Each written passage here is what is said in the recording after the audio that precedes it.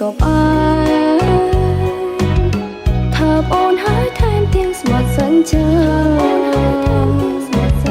អូនជឿហើយបងលុះសូនសង្ខារជឿថាស្នេហ៍យើងរីស្រស់ពោព្រំ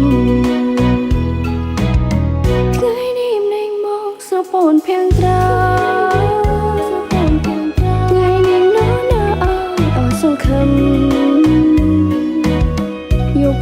យកមិញឃើញបងញ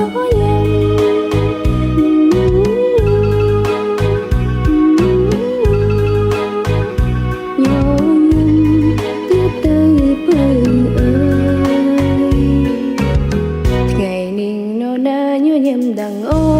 มบ่าวสาวนี้สกุลเลยหย่อยิ้ม